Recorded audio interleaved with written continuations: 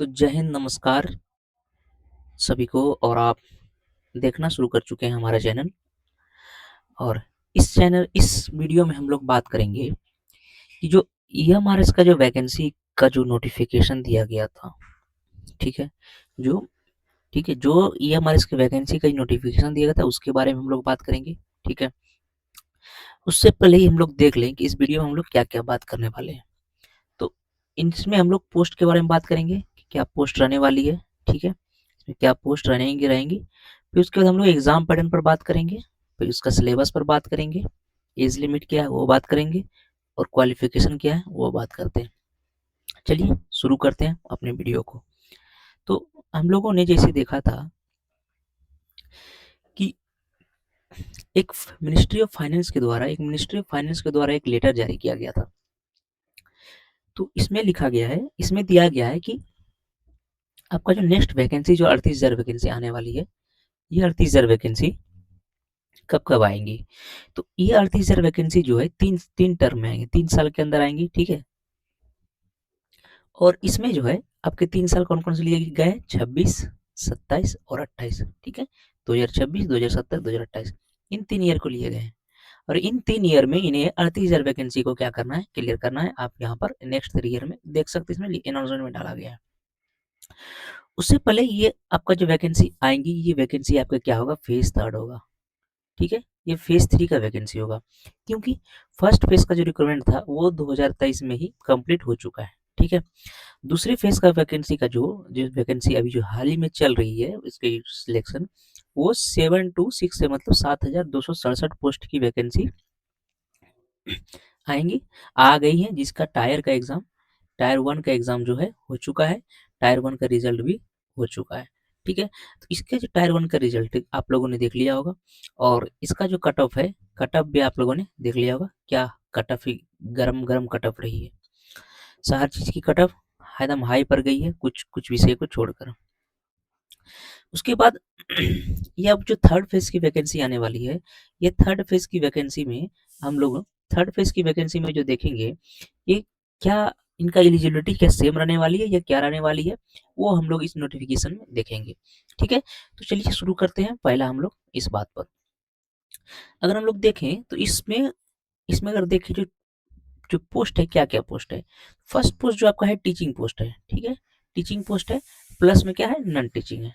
ठीक है, non teaching है, आपको वर्ड से ही पता चल रहा है कि टीचिंग नॉन टीचिंग। टीचिंग मतलब वो जो इसमें जो टीचर भाग लेंगे, नॉन टीचिंग मतलब जो हॉस्टल वार्डन, लैब अटेंडेंट, ये सब जो रहते हैं वो सब होंगे। तो टीचिंग पोस्ट में जो जो पोस्ट है वो आपका है प्रिंसिपल का है। ठीक है, पीजीटी टीचर का है। ठीक है, टीजीटी टीचर का है। ठीक है, उसके बाद अगर देखें तो इसमें म्यूजिक टीचर है, हिंदी इंग्लिश सभी, रीजनल लाइब्रेरियन, डिजिटल लाइब्रेरियन है, ये सभी इनमें, ये इसमें है। और टीचिंग पोस्ट में है। अगर नॉन टीचिंग पोस्ट में जाए तो इसमें जूनियर सेक्रेटरी असिस्टेंट है, लैब अटेंडेंट है, अकाउंटेंट है, हॉस्टल वार्डन है। ठीक है, फीमेल स्टाफ नर्स है। ठीक ना, उसके बाद ये था। अब हम लोग देखें scheme of examination. Scheme of examination, जैसा कि मैं इस एग्जाम को दे चुका हूँ। ठीक है, मैं इस एग्जाम को दे चुका हूँ। तो इसमें एग्जाम में क्या क्या प्रोसेस है, मैं आपको हूबहू एग्जाम के तौर पर बताता हूँ। पहला है कि आपका जो है वो होगा क्या, एग्जाम जो होगा क्या होगा, ऑफलाइन होगा। ठीक है, एग्जाम आपका क्या होगा, ऑफलाइन होगा, और क्या होगा, ओएमआर बेस्ड होगा। ठीक है, ओएमआर बेस्ड एग्जाम होगा। ठीक ना, उसके बाद अगर देखें तो इसका सिलेबस क्या क्या रहने वाला है।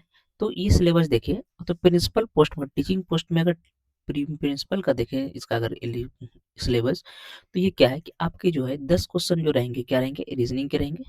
ठीक है, जिसमें 10 मार्क्स के रहेंगे। फिर उसमें जनरल अवेयरनेस होंगे, 10 क्वेश्चन का जनरल अवेयरनेस, जो कि आपके होंगे 10 मार्क्स के।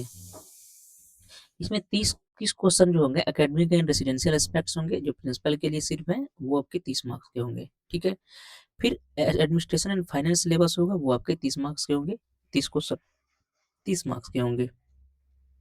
लैंग्वेज कॉम्पिटेंसी टेस्ट होगा। ठीक है, ये 20 मार्क्स के 20 क्वेश्चन टोटल जो आपके होंगे, 100 टोटल क्वेश्चन होंगे, और वो 100 मार्क्स के होंगे, और टाइम उनके लिए दिया गया है कितना, 2 आवर्स। ठीक है, इसी तरह हम लोग टायर 2 देखे हो।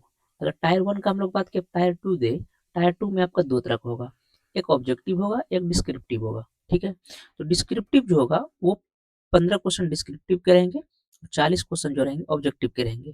तो डिस्क्रिप्टिव एक क्वेश्चन 4 मार्क्स के रहेंगे, तो 15 क्वेश्चन टोटल आपके 60 मार्क्स के क्वेश्चन आपका डिस्क्रिप्टिव के रहेंगे। और ऑब्जेक्टिव जो रहेंगे वो एक क्वेश्चन 1 मार्क्स के रहेंगे, और आपके टोटल 40 क्वेश्चन का 40 मार्क्स का क्वेश्चन, और जो टोटल उसका रहने वाला क्वेश्चन, टोटल क्वेश्चन हो जाएगा 55, और टोटल मार्क्स हो जाएगा इसका 100। ठीक है इसमें।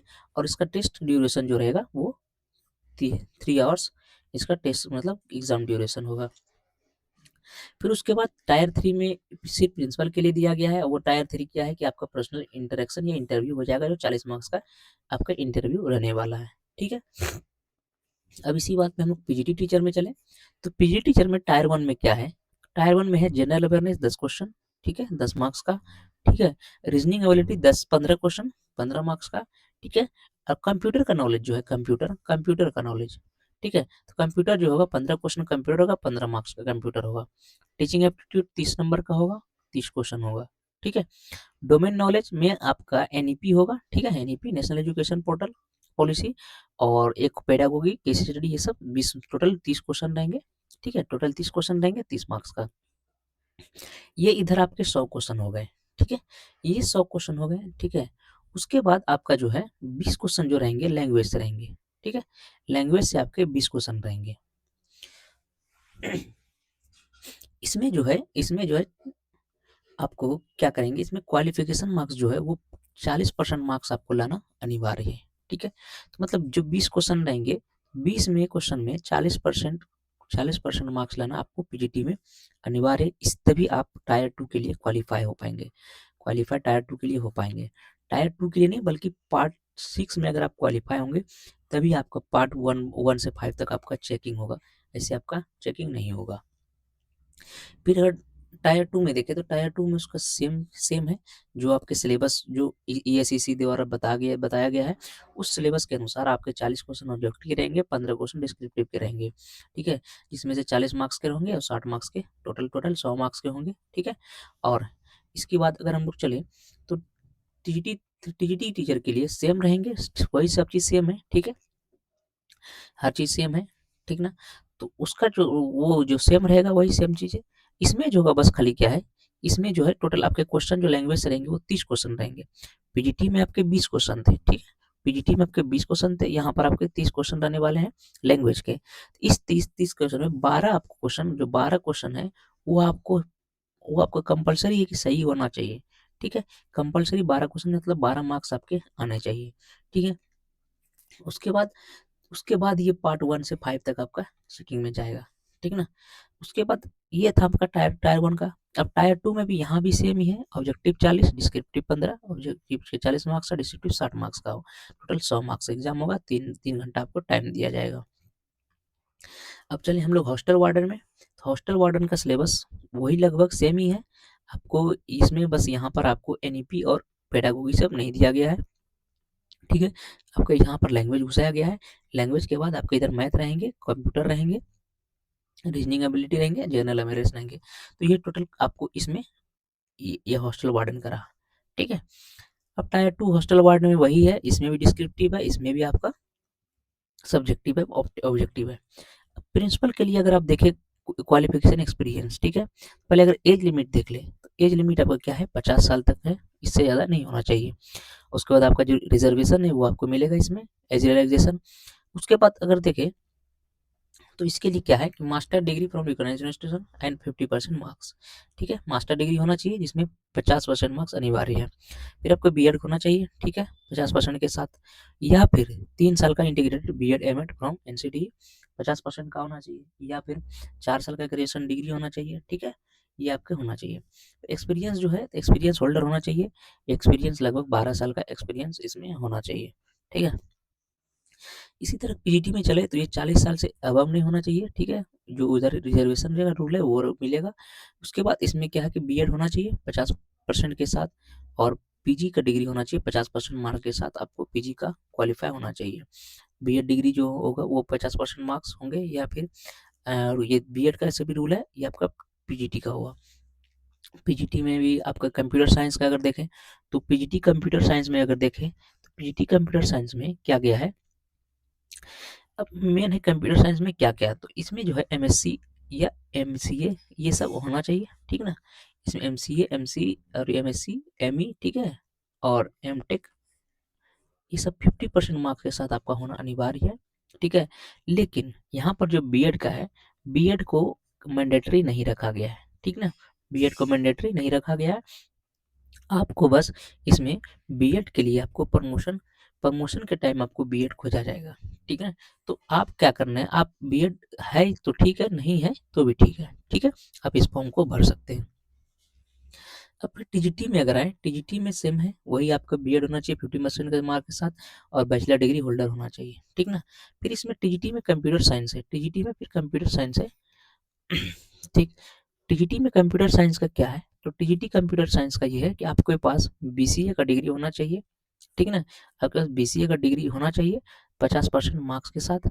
उसके बाद आपको बीएड भी इसमें मैंडेटरी नहीं है, बीएड है तो ठीक है, नहीं है तो भी ठीक है, क्योंकि बीएड को आगे प्रमोशन के हिसाब से लिया जाएगा, ठीक है। तो आप अगर इसका मतलब ये हुआ कि आप अगर पीजीटी में अगर आप प्रमोशन लेना चाहते हैं, तो आप उस समय आपको बीएड का अनिवार्यता ज़रूरी है, तो ये आपका होगा। उसके बाद ये हम लोग देख ले, अगर हम लोग ने टोटल देखा कि ये प्रिंसिपल था, प्रिंसिपल के लिए बीएड प्लस 12 वर्ष का अनुभव, 50 वर्ष का आयु सीमा। पीजीटी का देखें तो संबंधित विषय मास्टर डिग्री, ठीक है, और बीएड होना चाहिए, ये 40 वर्ष का हुआ। और टीजीटी में हुआ स्नातक बीएड प्लस सीटेट पेपर 2 उत्तीर्ण होना चाहिए, ठीक है। ये आपका 35 वर्ष का एज लिमिट है। हॉस्टल वार्डन है, किसी विषय में स्नातक होना चाहिए, ठीक है, ये 35 वर्ष का है। अकाउंटेंट जो है कॉमर्स में बीकॉम होना चाहिए, 30 वर्ष का आयु सीमा है। जेएसए है, 12 प्लस टाइपिंग है, ठीक है, हिंदी या इंग्लिश 35 वर्ड पर मिनट होना चाहिए।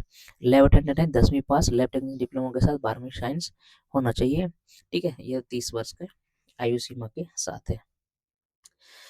तो इतना हमारा था, और मेन जो हम लोगों को बताने का काम ये था कि मेन था कि आपका ये जो कंप्यूटर साइंस वाले हैं, ठीक है, कंप्यूटर साइंस वाले के लिए क्या है, तो बीसीए जो कंप्यूटर साइंस वाले के लिए टीजीटी में बीसीए प्लस में आपका 50% के साथ बीसीए होना चाहिए, ठीक है, जिसमें आपका बीएड जो है, बीएड अनिवार्य नहीं है, ठीक है। उसके बाद अगर आप चले पीजीटी में चलें, तो पीजीटी में भी आपका क्या है, एमसीए के साथ 50% होना चाहिए, और आपके बीएड अनिवार्य नहीं है। बीएड अनिवार्य तब होगा जब आप वहाँ पर आप अपना प्रमोशन ले रहे होंगे, तब आपको बीएड के लिए खोजा जाएगा, ठीक है। तो इतना हम लोगों ने जानकारी आपको दे दिया है। इतना जानकारी ये था आपका ईएमआरएस के 38,000 पोस्ट का जो वैकेंसी निकला है, ये पोस्ट का हम जानकारी दिया कि क्या क्या रहने वाली है, ठीक है। आगे सभी अपडेट के लिए हमारे चैनल से जुड़ जाएं, हमारे चैनल को सब्सक्राइब कर दें, ठीक है। वीडियो अच्छी लगे तो लाइक कर दें, ठीक ना। उसके बाद हम लोग आगे देखेंगे कि क्या क्या किस किस सब्जेक्ट के लिए क्या क्या किस सब्जेक्ट के लिए क्या क्या हम लोगों ने क्वालिफिकेशन है वो रहना चाहिए, जो कि लोगों में बहुत ही कंफ्यूजिंग वाली बात है। जैसे कंप्यूटर साइंस के लिए ये सब जैसे के लिए मैं एक वीडियो बता दूंगा जिसमें सभी चीज़ बताया जाएगा, ठीक है। चलिए तो मिलते हैं किसी भी वीडियो में, तब तक के लिए आपको धन्यवाद।